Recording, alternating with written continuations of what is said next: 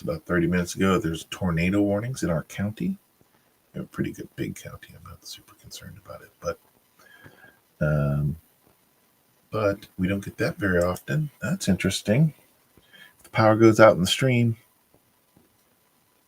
that'll be why. That will be why. Oh, I'm on the wrong page. I need to be right there. Getting sloppy. Rushing at the last few minutes. Hey, welcome to the stream.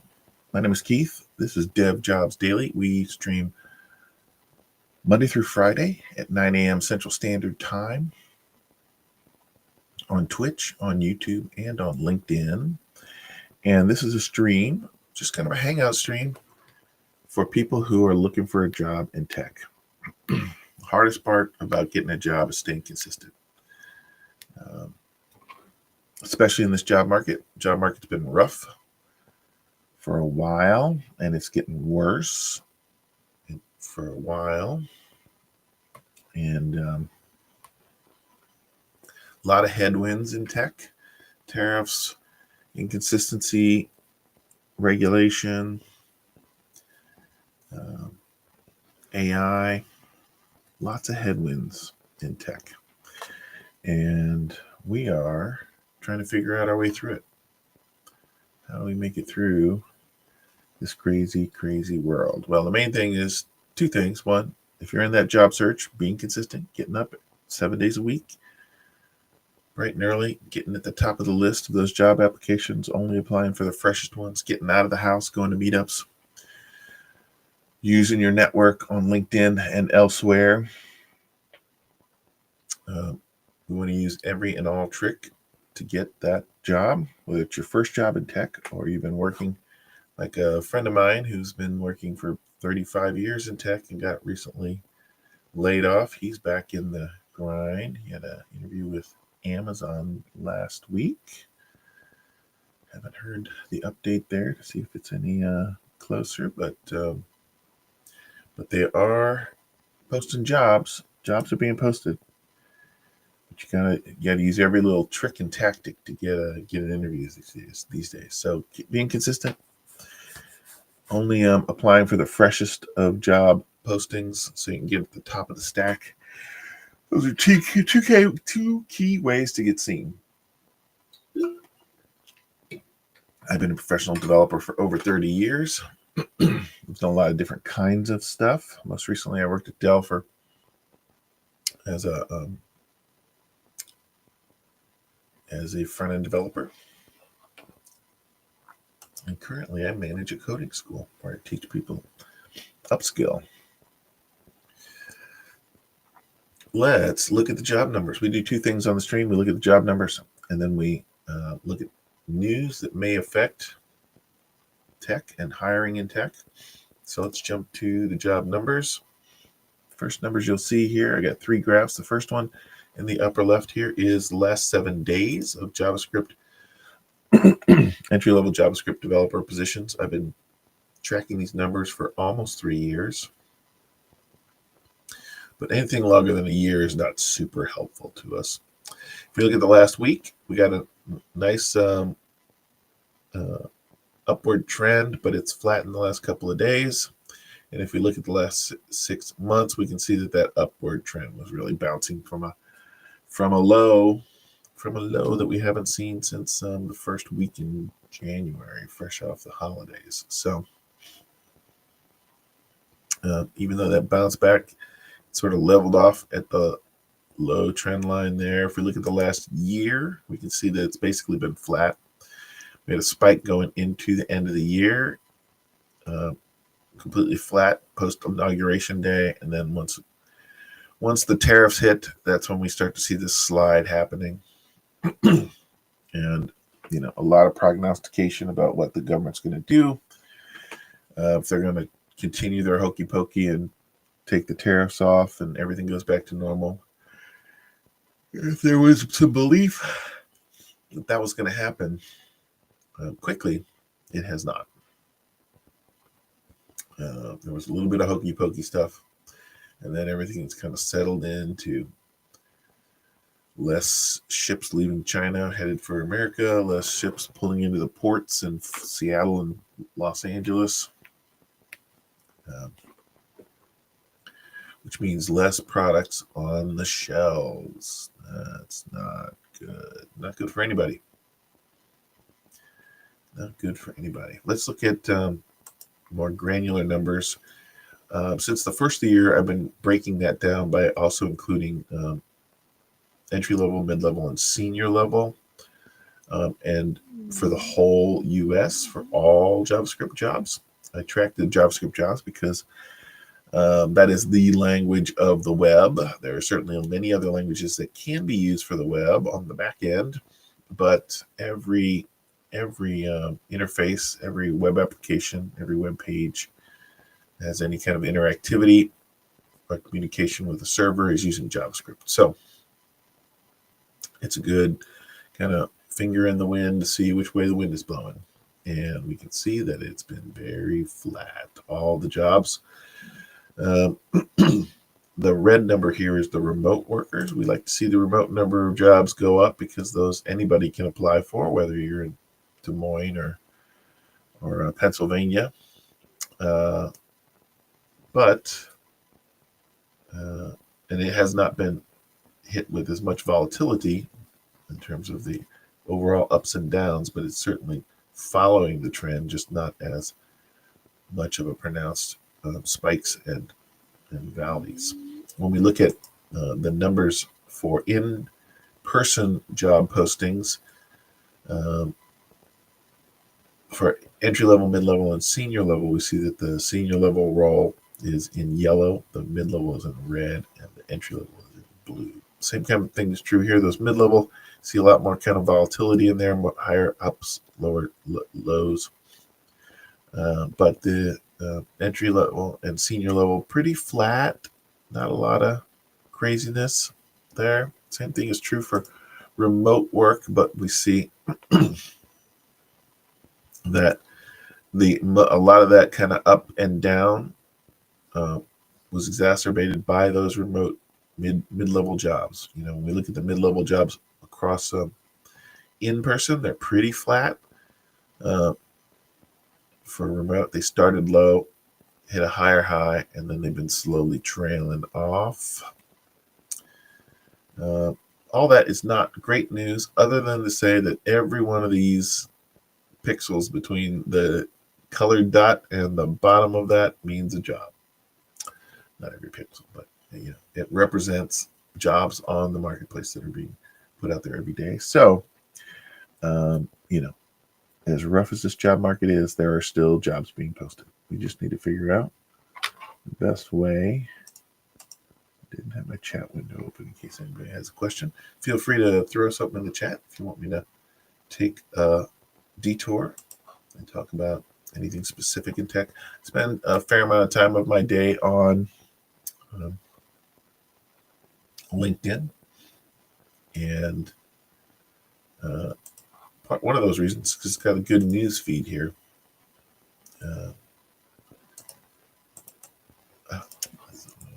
Close that down.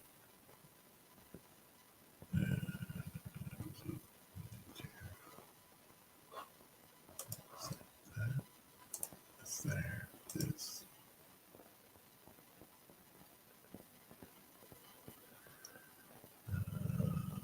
Okay. Amazon's new pay structure. Amazon has updated its pay structure in a bid to win consistently high-performing employees, according to Business Insider, which cited internal guidelines. Under the new systems, employees who've been ranked in the highest tier on their annual performance reviews for 4 consecutive years will receive a 110% of their pay range for their role, up from a previous cap of 100%. Meanwhile, some lower tier performers will see their payouts decrease. Their payouts. Under the new system, employees will have been ranked in the highest.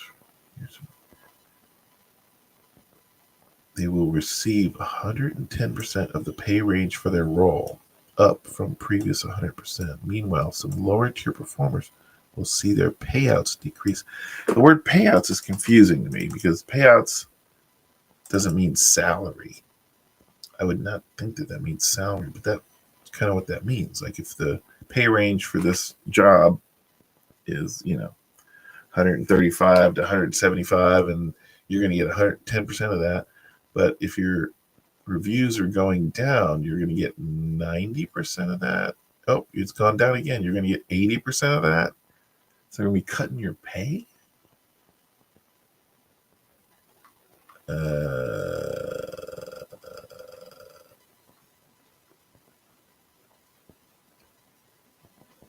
Top performers can earn 100%, but 90% of employees, that's in the military, will earn less than before. Single year top rating, now worth 70% of the range, down from 80%.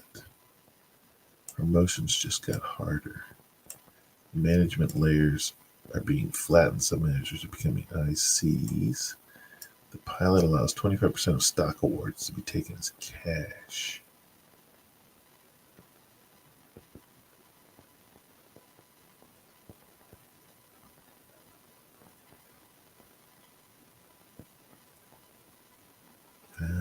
Interesting.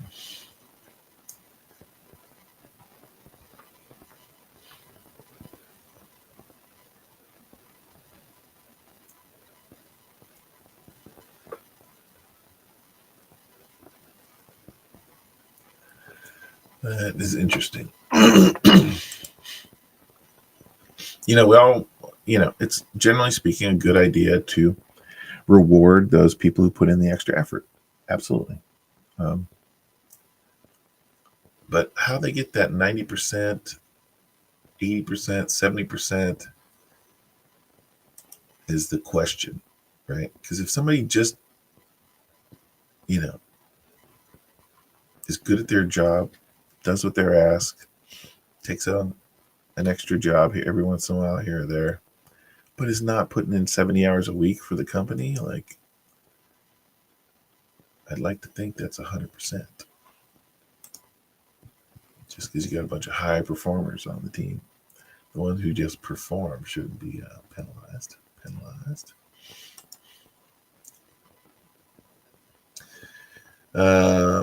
Analysts agree. Excuse me. Apple will almost surely have to raise the price of iPhones to protect its margins amid the Trump tariff chaos.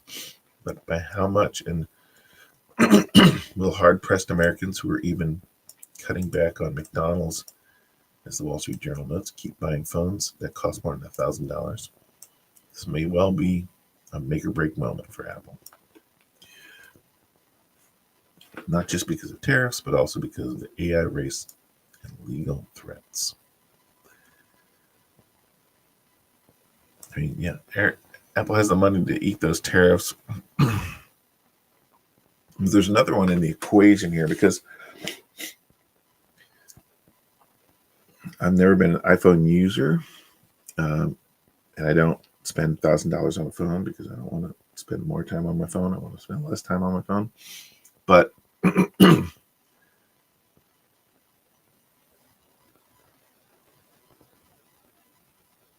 think most people that get iPhones get them through signing up for services and paying like a monthly fee instead of dropping the $1,000. Most people can't afford that $1,000.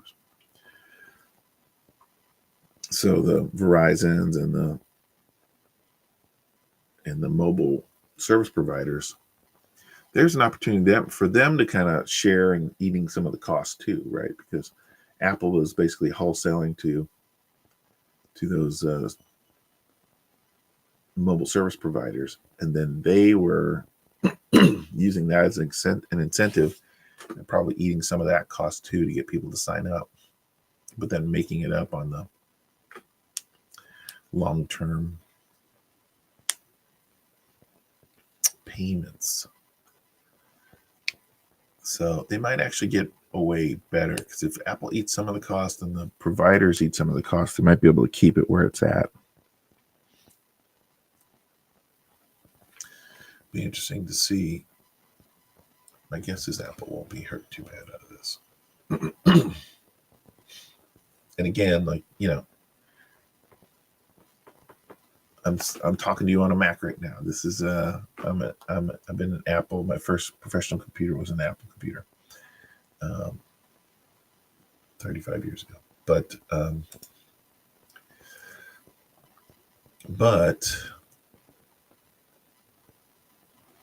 I just don't see the sense in spending that kind of money. There's only I buy cheap phones. I never pay more than $150 for a phone, and there's only one issue there, and that is they have cheap cameras, and the camera quality is not very good.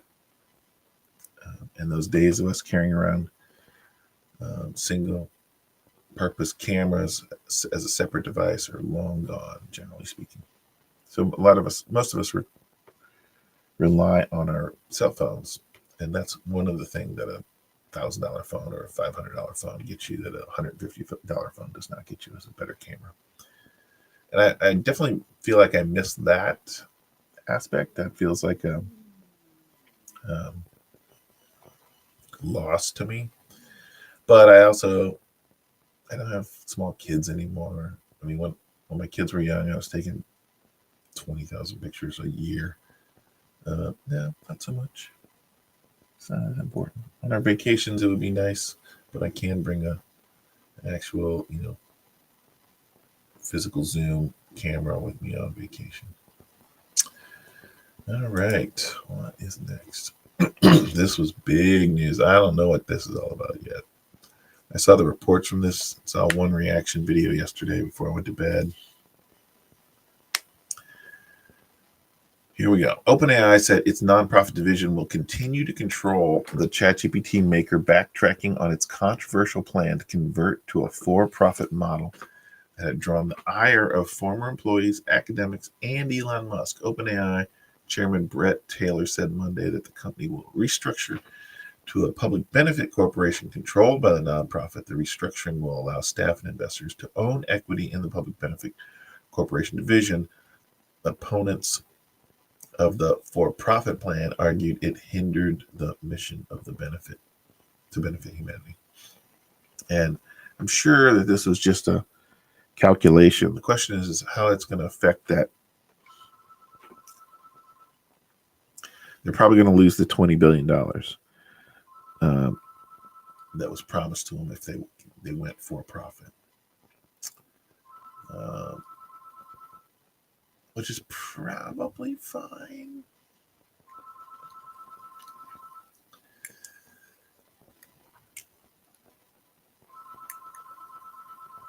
Probably fine. But that they have until the fall to figure it out. So they may be making this announcement,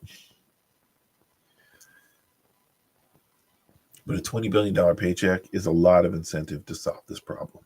It may be that they're just trying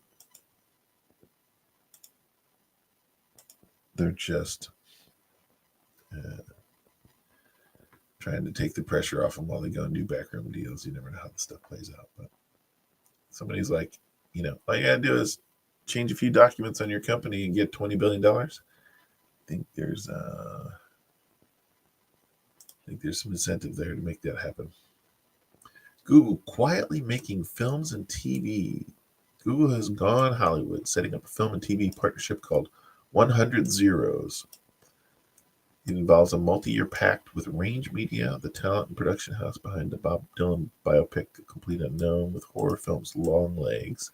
The strategy involves catching up to Apple in pop culture engagement, including attracting younger audiences to its tech and products. At the same time, Google wants to sell the projects to studios and streamers, not spotlight them as YouTube originals.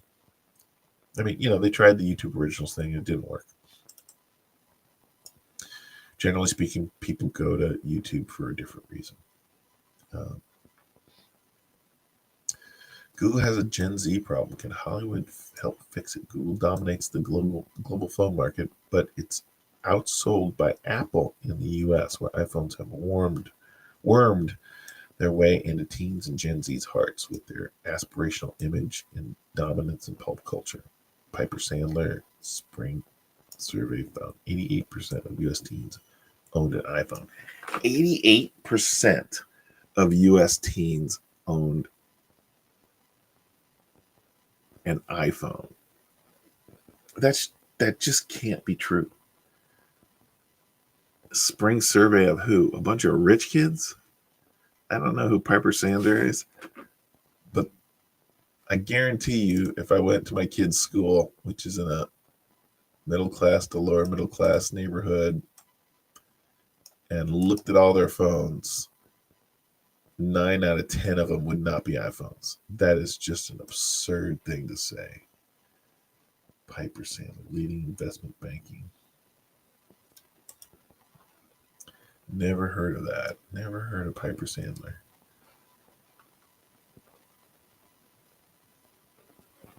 That's crazy talk. You're out of your mind. If you want to have the conversations, we got to agree on the facts, and that is not a fact. It's not a true fact. Somebody did some online survey and put out some nonsense numbers, and you're just, come on. Come on. I don't think so. I do not think so. Student loan crackdown in sight. The White House is threatening to restrict student loan funding for universities if too many former students are not making their loan payments, according to the Education Department notice. The news comes on the same day the Trump administration will start putting millions of defaulted student loans into collections, potentially taking the money owed from wages, tax refunds, and federal benefits. About 5 million borrowers are already in default, says the Education Department. That's interesting. Generally, I've been not on board with the administration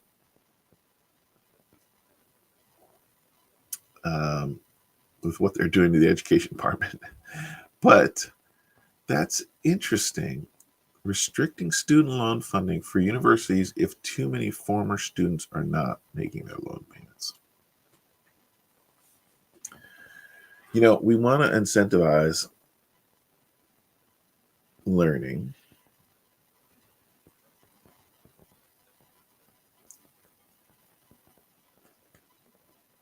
If I looked around to most of my friends who are college graduates, including the ones in tech, especially the ones in tech, most of them did not get a degree in the field that they're working. And they got an art degree, or they got a history degree, or they got something, but they found a way to make themselves valuable to employers and get a job. Right? My wife's first degree was an architecture degree, but she found out she didn't want to do architecture. She went back and got a law degree, and now the last 25 years she's been working as an attorney.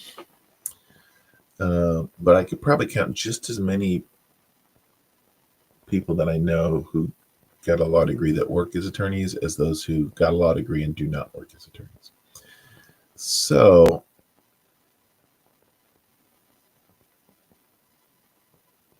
I don't know. That's interesting.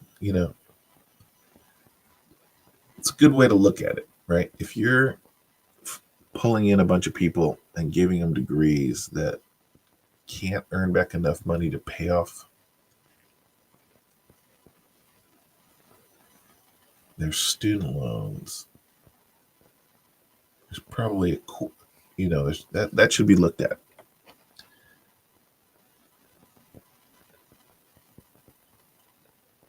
But I don't know. I mean, I've talked about this for years. They should really look at what's the average salary of somebody, who would work professionally getting this degree, and then base their cost of education on some multiple of that, right? It's interesting. It's interesting.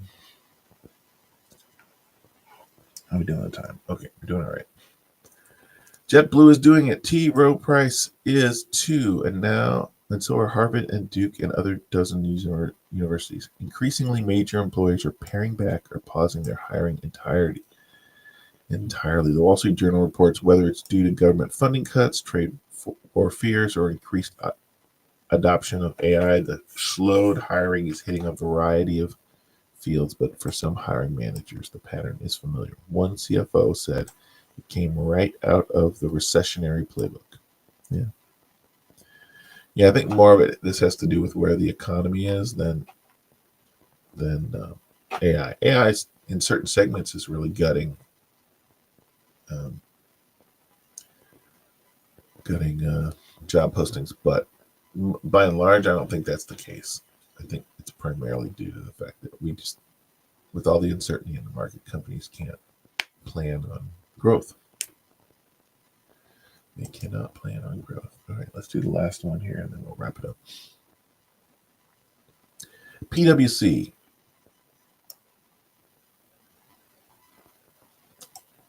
will lay off 1,500 of its employees, or 2% of its workforce. In a statement, the Big Four accounting firm said that the staff reduction followed historically low levels of attrition over consecutive years. This isn't the first wave of layoffs for the U.S. Unit 1,800 roles were cut last fall due to slowing market demand. Last month, the company closed operations in several sub-Saharan African countries. Oh, yeah.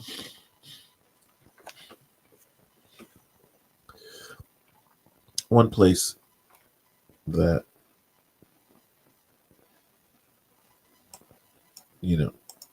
there is automatable stuff is in accounting. So AI might be taking its toll there for sure.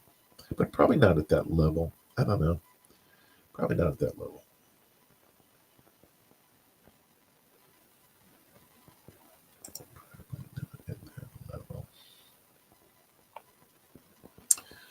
Okay. We done did it. Another day in the books.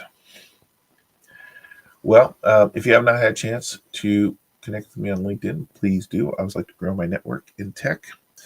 And if you know anybody who is in the job hunt and could use a pal to hang around with to listen to in the background while they're getting out job applications, please feel free to share this with them. Tag me.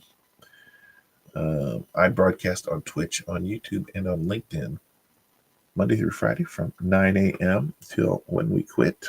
Sometimes that goes long if we get questions, but mainly I try to keep to a tight 30 if I can. And that's it for now. That's it. Another day in the books. Tomorrow's going to be Wednesday, middle of the week. I've got a lot to get done, and it is a gray, dark day. It's a good day to kind of get huddle down, head down, and get some work done. That's my plan. What's your plan? Okay. Well, we will see you in 23 hours and 30 minutes.